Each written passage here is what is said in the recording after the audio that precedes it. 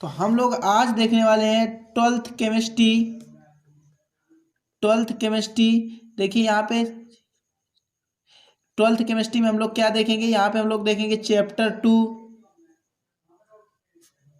2 जिसका नाम होगा बिलियन में। दोस्तों मैंने यहाँ पे 3-4 लेक्चर आपको प्रोवाइड कर दिए हैं, शायद ये 5वां लेक्चर है, लेकिन प्रत्येक वीडियो पे ऊपर लिखा रहता है लेक्चर 1, लेक्चर 2, लेक्चर 3। तो आप एक तरफ से सभी वीडियोज़ों को देखिए, फिर हम लोग इस वीडियो को अगर आप देखते हैं तो आपके समझ में बहुत सारा कुछ आएगा। देखिए यहाँ पे हमने पिछली वीडियो में देखा था हेनरी का नियम, जो कि लागू होता है गैस प्लस द्रव के लिए। किसके लिए लागू होता है? गैस प्लस द्रव के लिए। क्या लागू होता है? हेनरी लॉ, जो कि हम देख चुके हैं, हेनरी लॉ। ठीक है, अब इसके बाद इस वीडियो में हम देखने वाले हैं द्रव प्लस द्रव के लिए, क्योंकि हमारा जो चल रहा था इस पर बिलियन चैप्टर, सॉल्यूशन चैप्टर पर, वो द्रवीय बिलियन के बारे में हम लोग अध्ययन कर रहे थे। किसके बारे में अध्ययन कर रहे थे?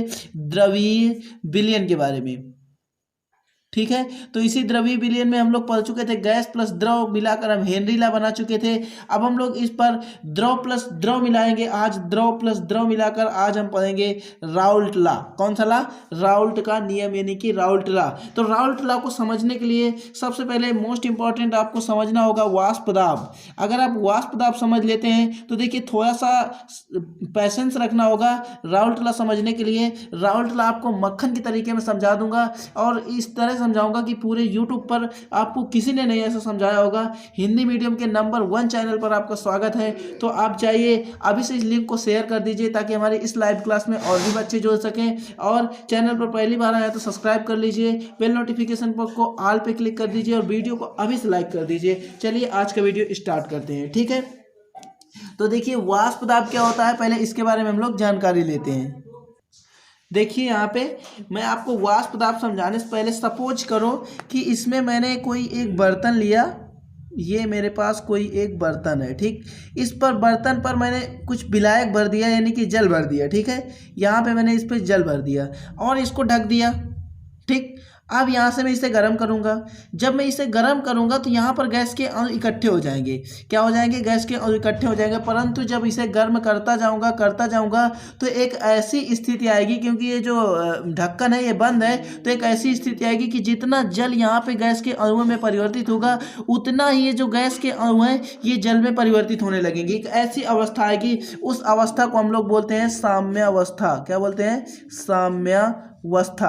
तो ऐसी एक अवस्था आएगी जिस पर ये जो जल है इस प्रेशर के कारण, एक दाब के कारण, किसके कारण? एक प्रेशर के कारण, दाब के कारण, ये जो गैस के अणु हैं इस पर कुछ दाब लगाएंगे, तो जितना जल यहाँ से गैस में परिवर्तित होगा, उतना ही ये गैस के अणु द्रव में परिवर्तित होते जाएंगे। यानी आप बोल सकते हैं कि जो ये जल है हमारा, उस स्थिति में, साम्य अवस्था की स्थिति में, उस बैलेंस में एक भी कम ज़्यादा नहीं होगा, क्योंकि जितना गैस में परिवर्तित होगा उतना फिर से पानी में हो जाएगा, और जितना गैस में होगा उतना फिर से पानी में हो जाएगा। तो आप सिंपल सा बोल सकते हैं कि यार वहां से एक भी पानी की मात्रा कम नहीं होगी। ठीक है, तो समझ में आ गया? क्लियर? अब देखिए यहाँ पे हम लोग क्या करेंगे, हम वही यहाँ पे देखने वाले हैं। तो जो वाष्प दाब की डेफिनेशन होती है वो होती है द्रव पर वाष्प द्वारा। अब ये जो द्रव है ना, ये द्रव है, क्या है? द्रव है। मैंने ये भरा है, ये जल भरा है, जल भी भरा है, तो ये द्रव है ना। अब ये वाष्प द्वारा इस पर कुछ प्रेशर डाला जाएगा, तभी तो ये वाष्प उसमें जल में कन्वर्ट होगी। तो हम लोग यहाँ पे बोल सकते हैं कि द्रव पर, किस पर? द्रव पर वाष्प द्वारा, किस के द्वारा? वाष्प द्वारा डाले गए दाब को, किसको? डाले गए दाब को वाष्प दाब कहते हैं। वाष्प दाब कहते हैं। या आप बोल सकते हैं किसी द्रव पर डाले गए साम्य अवस्था के दाब पर, किसके दाब पर? साम्य अवस्था के दाब पर डाले गए किसी द्रव पर की साम्य अवस्था पर डाले गए दाब पर को हम लोग क्या कहते हैं? दाब को हम लोग कहते हैं वाष्प दाब। दाब को वाष्प दाब कहते हैं। ठीक है, वाष्प दाब कहते हैं,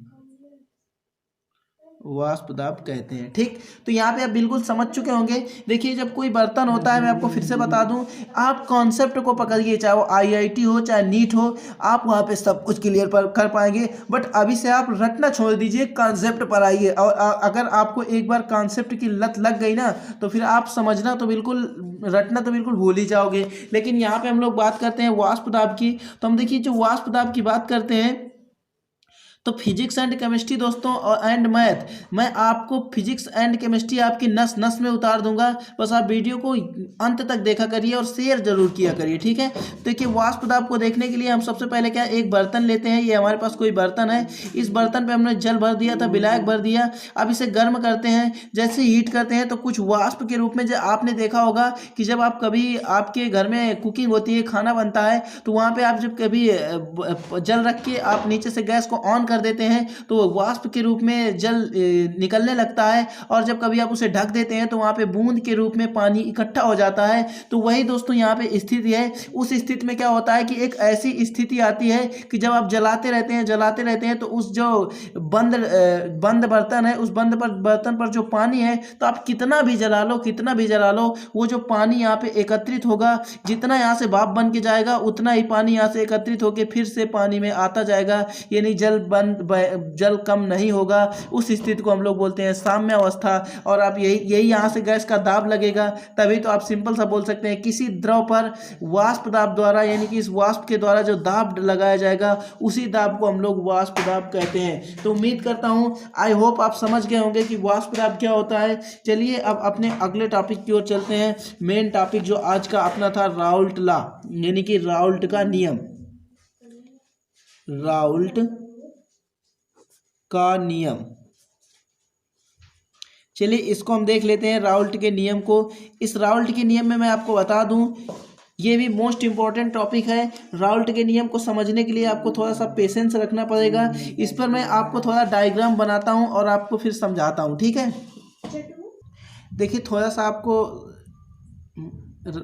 सा आपको धैर्य रखना पड़ेगा, पेशेंस रखना पड़ेगा इस राउल्ट लॉ को समझने के लिए। इसलिए मैंने आपका ज़्यादा टाइम समाप्त ना हो, इसलिए मैंने वीडियो को पॉज करके यहाँ पे कुछ डायग्राम बनाए हैं। देखिए मुझे यहाँ पे एक बिलियन बनाना है, तो बिलियन कब बनता है, तो 2 द्रव मिलाइए या फिर आप 3 द्रव मिलाइए। जैसे कि आप सपोज करिए वहाँ पर आप नींबू और पानी मिलाते हैं तो दोनों पर द्रव होता है। तो आप सपोज करिए इस पर मैंने द्रव भरा और इस पर द्रव भरा। ये मैंने पहला मान लिया, पहला बर्तन P1 नॉट और दूसरा P2 नॉट। पहला द्रव P1 नॉट, दूसरा P2 नॉट। तो पहला P1 नॉट क्या होगा, शुद्ध अवस्था में द्रव 1 का वाष्प दाब, और P2 नॉट क्या होगा, शुद्ध अवस्था में द्रव 2 का वाष्प दाब। ठीक, इतनी सी बात क्लियर। अब मैं क्या करूंगा, इन दोनों में, एक में मान लीजिए नींबू है और एक में पानी है, तो इन दोनों को मैं इस पे भर दूंगा, बड़े बर्तन पे। तो अब हमारा क्या बन गया, पिलियन। तो यहाँ पे ये P1 हो गया और ये P2 हो गया। ठीक, तो ये P1 P2 क्या हो गया, P1 हमारा हो जाएगा ये जो बिलियन है इसमें द्रव का वाष्प दाब। अब जैसे कि सपोज करिए कि मैं इस पर दोनों पर डाल दूंगा, तो जो द्रव होगा इस पर, जैसे कि मैं इसे थोड़ा हीट करूंगा अगर, तो यहाँ पे गैस के और बुलबुले मारने लगेंगे, तो इस पर कुछ ना कुछ फिर से दाब लगेगा कि नहीं। तो ये जो P1 हो जाएगा बिलियन में द्रव 1 का वाष्प दाब, और ये दूसरा हो जाएगा बिलियन 2 में द्रव 2 का वाष्प दाब। ठीक है, तो यहाँ पे देखिए अगर मैं राउल्ट के नियम की बात करूं, तो जो राउल्ट का नियम होता है वह मान लीजिए P1 प्रोपोर्शनल, यहाँ पे क्या हो जाएगा P1 प्रोपोर्शनल। अब मैं आपको सोचने पे मजबूर करता हूँ कि जो ये दोनों मैंने यहाँ पे सपोज करिए, हमें कैसे पता चलेगा कि किस बर्तन का मोल अंश ज़्यादा है। तो हमें ऐसे पता चलेगा जिस पर ज़्यादा पानी भरा होगा, मान लीजिए इस पर 150 ml है और इस पर 50 ml है, तो इसका मोल अंश ज़्यादा होगा, क्योंकि मोल अंश के जो डेफिनीशन होती है वह होती है पहला मोल अंश यानी कि टोटल मोल अंश अपान में। ठीक है, तो मान लीजिए जिस पात्र में द्रव अधिक होगा उस पर मोल अंश अधिक होगा, पता हमें मोल अंश से चलता है। ठीक है, तो अधिक दाब पर, जिस पर अधिक विलयन होगा उस पर वाष्प दाब भी अधिक होगा, और जिस पर कम विलयन होगा उसका वाष्प दाब भी कम होगा। तो अब सपोज करिए यहाँ पे P1 प्रोपोर्शनल x1, यानी कि इससे हमें क्या सिद्ध होके निकल के आता है। अब ये x1 क्या है ये भी मैं आपको बता देता हूँ, पूरा कॉन्सेप्ट समझाऊंगा। ये x1 है आपका द्रव 1 का बिलियन में वाष्प दाब, द्रव 1 का बिलियन में वाष्प दाब, द्रव 1 का बिलियन में वाष्प दाब। ठीक, अब इसके बाद मैं आपको राउल्ट लॉ के बारे में बताऊं, तो बस आप सिंपल सा समझ गए कि राउल्ट लॉ क्या होता है। इसी अकॉर्डिंग अगर मैं देखूं तो P2 इक्वल टू हो जाएगा x2। तो अगर मैं सिंपल सा राउल्ट के नियम की बात करूं, तो हम लोग इतना देखने के बाद बस यही है राउल्ट का नियम। आप बोल देंगे किसी बिलियन में, ये जो बिलियन है, किसी बिलियन के अंदर किसी द्रव को, अगर ये मान लीजिए जो मैंने द्रव मिलाया था इस बिलियन के अंदर, ये बिलियन बन गया था, तो आप बोल देंगे किसी बिलियन के अंदर किसी द्रव को का जो वाष्प दाब है, किसी द्रव का जो ये मान लीजिए P1 जो मैंने बताया था वाष्प दाब है, ये जो वाष्प दाब है उस द्रव के मोल अंश के बराबर होता है, क्योंकि हमें पता किससे चलेगा, हमें पता चलेगा इन दोनों में से कि जिस पर ज़्यादा द्रव होगा उस पर अधिक वाष्प दाब होगा, इसका पता चलेगा मोल अंश से। इसलिए हम लोग सिंपल सा बोल देंगे कि किसी बिलियन के अंदर जो द्रव का दाब होगा, वो द्रव का वाष्प दाब होगा, वह उसके मोल अंश यानी कि एक्स क्या है हमारा, द्रव के बिलियन में वाष्प दाब, यानी कि उस द्रव के मोल अंश के समानुपाती होता है, यानी कि ये जो द्रव का मोल अंश है इसके समानुपाती होता है, यानी कि P1 प्रोपोर्शनल x1। जिसके समझ में नहीं आया वो थोड़ा सा पेशेंस रखें, समझ में आ जाएगा। तो देखिए यहाँ पे मैंने राउल्ट लॉ की डेफिनेशंस भी लिख दी है ताकि आपको कोई भी प्रॉब्लम ना आए। तो देखिए यहाँ पे समझ सकते हैं, यहाँ पे लिखा गया है किसी भी बिलियन के अंदर। अब देखिए मैंने ये दो द्रव लिए थे, इन दोनों द्रव को एक डिब्बे पर डाला था तो एक बिलियन तैयार हो गया था। तो इसको मान लेते हैं कि कोई ये बिलियन था। किसी भी बिलियन के अंदर मैंने बताया था जब हम इसे हीट करेंगे तो एक ऐसी साम्य अवस्था आएगी कि ये जो गैस के अणु हैं, जितना ये विलायक गैस में बदलेगा उतना ही ये गैस के अणु फिर से पानी में बदलते जाएंगे। तो वही यहाँ पे जो गैस के अणु है उस पर दाब लगाएंगे तो हम लोग यही बोलेंगे किसी बिलियन में या किसी बिलियन के अंदर किसी द्रव में, कोई द्रव भरा हुआ है, द्रव में जो वाष्प दाब है, इस पर जो वाष्प दाब है वो उस द्रव के मोल अंश के, क्योंकि हमें ये पता नहीं चल पा रहा है कि हम कौन सा बिलियन इस पर ज़्यादा डाले हैं, तो उसका पता हमें लगता है मोल अंश से। तो हम लोग सीधा कह देंगे कि उसके मोल अंश के समानुपाती होता है। काहे के समानुपाती होता है? मोल अंश के समानुपाती होता है। तो देखिए हमने यहाँ पे 2 बिलियन मिलाए थे, हमको पता नहीं था कि कौन सा बिलियन ज़्यादा मिलाया है, तो उस बिलियन जो होता है उसके समानुपाती होता है कि हमने कौन सा बिलियन ज़्यादा मिलाया था। जो बिलियन अधिक होगा उस पर वाष्प दाब भी अधिक होगा। तो हमने देखिए जो बिलियन अधिक मिलाया होगा तो हमको उसका पता कैसे लगेगा कि हमने कौन सा बिलियन अधिक मिलाया, तो उसका पता लगेगा वाष्प दाब से, उसका पता लगेगा मोल अंश से। तो उसका पता कैसे लगेगा? मोल अंश से या मोल प्रभाज से। ठीक है, तो हम सिंपल सी डेफिनेशन बोल देंगे और उसी के वो अनुक्रमानुपाती होता है। कौन? राउल्ट का नियम। तो आप बोल देंगे किसी बिलियन के अंदर जो वाष्प दाब है, किसी भी बिलियन के अंदर जो वाष्प दाब है, मेरे साथ आप बोलिए, किसी भी बिलियन के अंदर जो वाष्प दाब है वह उसके मोल अंश के अनुक्रमानुपाती या समानुपाती होता है। किसके समानुपाती? क्योंकि हमको पता कैसे पता चलेगा कि कौन सा बिलियन ज्यादा है? मोल अंश से, उसी के अनुक्रमानुपाती होता है मोल अंश के। क्या? राउल्ट का नियम। तो आप बोल देंगे किसी बिलियन के अंदर, आप बोलिए ये जो बिलियन है इस बिलियन में जितना वाष्प दाब होगा उस बिलियन के मोल अंश के अनुक्रमानुपाती होगा, यही आपका राउल्ट का नियम कहलाएगा। तो आई होप मैंने आपको समझा दिया कि राउल्ट लॉ क्या होता है। देखिए कैलकुलेशन अभी हमारी बाकी है, एक बार मैं फिर से समझा देता हूँ। किसी बिलियन के अंदर जितना भी वाष्प दाब होगा वह वाष्प दाब बिलियन के मोल अंश के अनुक्रमानुपाती होता है। आप यहाँ से सिंपल सा लिख सकते हैं, अगर आपको थोड़ी सी डेफिनेशन याद नहीं रहती तो वाष्प दाब, किसी बिलियन का वाष्प दाब प्रोपोर्शनल मोल अंश या मोल प्रभाज।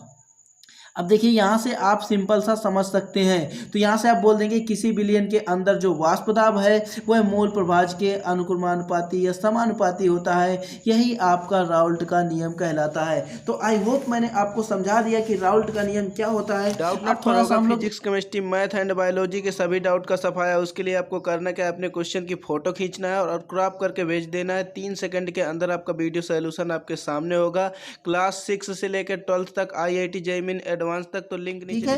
राउल्ट का नियम मैंने समझाया, ये सब प्रोसेस मैंने आपके समझाने के लिए किया था। सिर्फ आपको अगर आपके समझ में नहीं आया तो मोटी मोटी बात मेरी इतनी समझ लीजिए। आप सिंपल सा आप ये याद रखिए, वाष्प दाब प्रोपोर्शनल मोल प्रभाज। तो यहाँ पे आप सिंपल सा क्या बोल देंगे, किसी बिलियन के अंदर जितना भी वाष्प दाब होगा वह मोल प्रभाज के समानुपाती होगा, यही अपना राउल्ट का नियम कहलाएगा। जब राउल्ट का नियम आ जाएगा तो आप सिंपल से ये जो डेफिनेशन दी गई है, ये जो डेफिनेशन यहाँ पे दी गई है, इसको आप इससे बना लेंगे। ये सब अगर आपके समझ में नहीं आया तो इसे आप छोड़ सकते हैं, कोई भी दिक्कत नहीं है। मैंने बिलियन बना के आपको समझाया हुआ था। ठीक है, इसके बाद हमें देखिए आपसे थोड़ी सी कैलकुलेशन करनी होती है। तो अब हमारे पास यहाँ पे क्या हो जाने वाला है, देखिए समझिएगा। यहाँ पे आपके पास जब आप इसका प्रोपोर्शनल को साइन को हटाते हैं तो आपके पास कुछ ना कुछ कांस्टेंट आ जाता है और वो कांस्टेंट आएगा P0x1। तो यहाँ पे क्या आ जाएगा, P0x1। ठीक है, अगर यहाँ से भी आप हटाएंगे तो यहाँ भी आएगा, तो ये P2 इक्वल टू हो जाएगा P0x2। अब इन P1 प्लस P2 को मैं अगर ऐड करूं तो इसे मानते हैं समीकरण फर्स्ट और इसे मानते हैं सेकंड। तो अब यहाँ पे क्या हो जाएगा, P0x1 प्लस P0 x2। ठीक है, अब आप जानते हैं कि मोल प्रभाव जो होता है वो x1 plus x2 equal to होता है 1। मैंने बताया था कि मोल प्रभाव में तो अगर मैं यहाँ से x1 की वैल्यू निकालूं तो हो जाएगा 1 माइनस x2, तो वही मैं यहाँ पे पुट करूँगा। तो वही मैं यहाँ पे जैसे पुट करता हूँ तो क्या हो जाएगा P0 इक्वल टू 1 माइनस के x2। ये देखिए थोड़ी मैथमेटिक्स कैलकुलेशन है, आप मैथ्स से हैं तो आप बिल्कुल समझ सकते हैं, इसमें कोई प्रॉब्लम नहीं है। तो यहाँ से मैं P0 का अंदर मल्टीपल कराऊंगा तो हो जाएगा P0 minus P0 x2 plus P0 x2। ठीक है, अब इसी से मैं x2 प्लस का x2 कॉमन ले लूँगा, तो यहाँ पे हो जाएगा P0 माइनस प्लस का x2, और यहाँ पे हो जाएगा, यहाँ पे x2 जैसे ही मैं कॉमन लूँगा तो यहाँ पे आप देखिए यहाँ पे P1 प्लस P2, तो यहाँ पे देखिए यहाँ पे जो हमारा इतनी सी बात आपको याद रखना है कि यहाँ पे देखिए हमने P0 थोड़ी ना कांस्टेंट आ सकता है, तो इसे हम पहले में P1 मान लेते हैं, दूसरे में P2 मान लेते हैं। तो यहाँ भी P1 P2, यहाँ भी P1 P2, और यहाँ भी P1 P1 रहेगा क्योंकि ये P1 का मल्टीपल हुआ है और इसे P2 बोल देंगे। ठीक, तो यहाँ से जब हम x2 कॉमन लेंगे तो हो जाएगा P2 माइनस के P1, और नाट लगाना ना भूलें, यही आपका होता है राउल्ट लॉ। तो इसे आप सिंपल सा याद रख सकते हैं, मैंने आपको समझा दिया। सिंपल सी डेफिनीशन यार राउल्ट लॉ की होती है। तो राउल्ट लॉ अगर आपको देखिए समझना है तो सबसे पहले इसकी डेफिनीशन, फिर इतनी थोड़ी सी थ्योरी लिखनी होती है आपके एग्जाम पर, इतना थोड़ा सा आपको करना होता है, हाथ पर डुलाना होता है। तो बस आज के लिए इतना ही। कैसी लगी वीडियो मुझे कमेंट बॉक्स में ज़रूर बताएं।